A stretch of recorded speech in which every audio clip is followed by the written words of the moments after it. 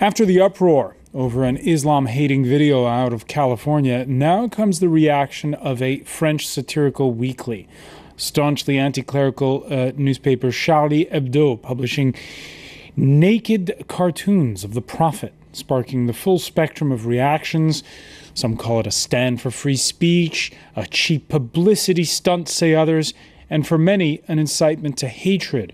Paris says it's going to be closing embassies and French schools in some 24 countries this Friday, like Tunisia, where after last week's run on the U.S. embassy, the ruling Islamists endorsed the idea of, quote, peaceful and civilized protests.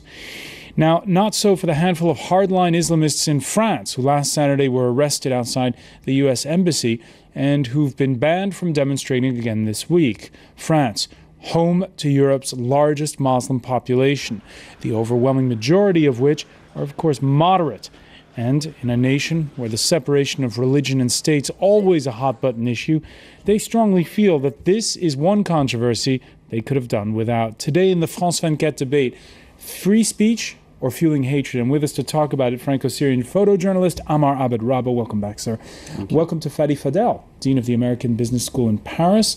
Also joining us, Radu STOENESCU of Riposte Laïque. Thank you for being with us. Riposte Laïque, an association that states that it's against political Islam. Yes. And from Doha, Tariq RAMADAN, who teaches Islamic studies at Oxford, and the author of Islam and the Arab Awakening, the France 24 debate, where you've been reacting on this issue on Facebook and also on Twitter, where you can always find us at François F24.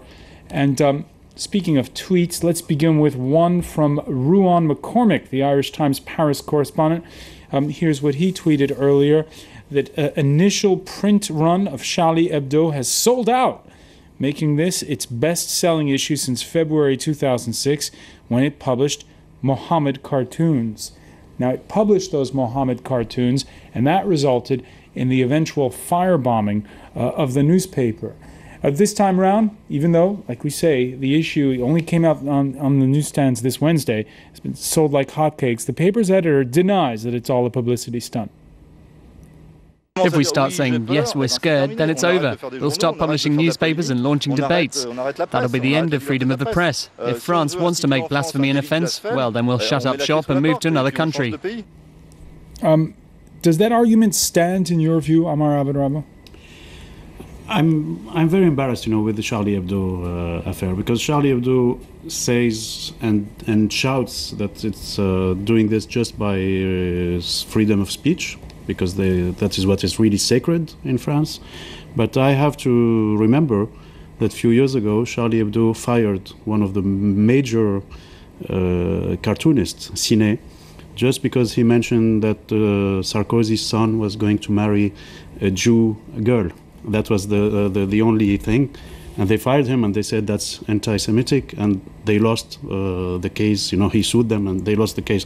So freedom of speech is not that sacred in Charlie Hebdo, and nowhere when you look at it. So, right, but notwithstanding the internal politics of the paper, do they have the right to publish that cartoon? They have the right, of course, but isn't it easy also?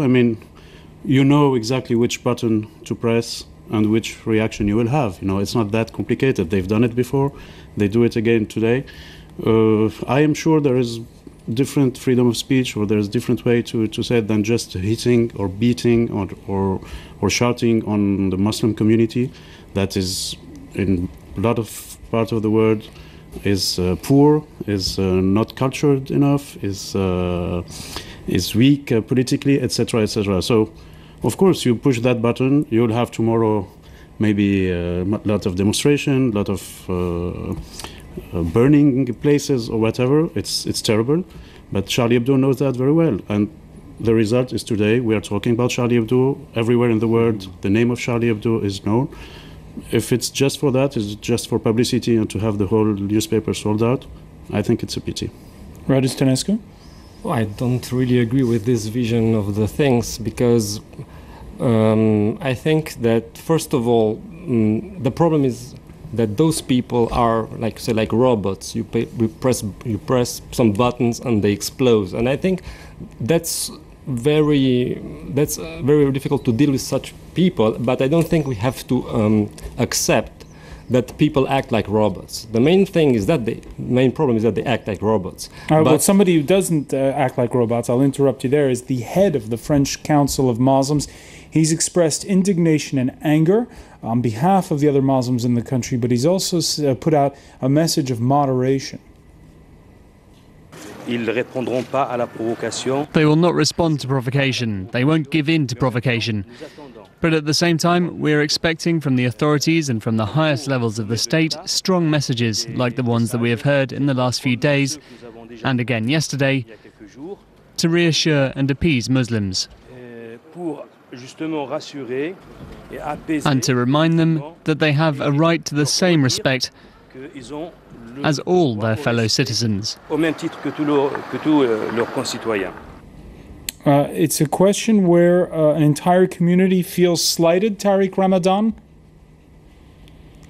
Yes, I think that if you come to the situation, of course, the Muslims around the world have been, hurt and disappointed by the movie first, the video first, and then it's quite clear that Charlie Hebdo is trying to take advantage of the situation to show that they are ready to, what they say, that they are ready to protect and defend freedom of expression. In fact, it's not this at all. It's just an exercise of publicity for them. They did it before. They come now with the very noble principle of freedom of speech, and they use it in a very dirty way. Because this has nothing to do with experiencing freedom of speech. We have seen people being killed in the Muslim majority countries. And the way some people are talking about these people who cannot just master themselves, they should still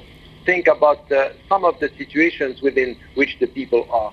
There is no justification to violence. We cannot prevent the people from speaking their mind.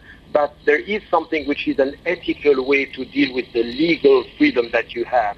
It's legal to be free and you have to legally protect the freedom of people, but it's ethical to know how to use it in a specific situation where you have sensitive situations as we have now in the Muslim majority countries. At the end of the day, the great majority of the Muslims are not reacting violently. The great majority of the Muslims, and especially if the West, even in France today, or in the Netherlands before, or in Denmark, or even in the States. Tariq Ramadan, I'm going to interrupt you because the line is a bit poor. We're going to try to call you back on a different number. But what you're saying there is that most people are not reacting, and that there's the difference between what's legal and what's ethical.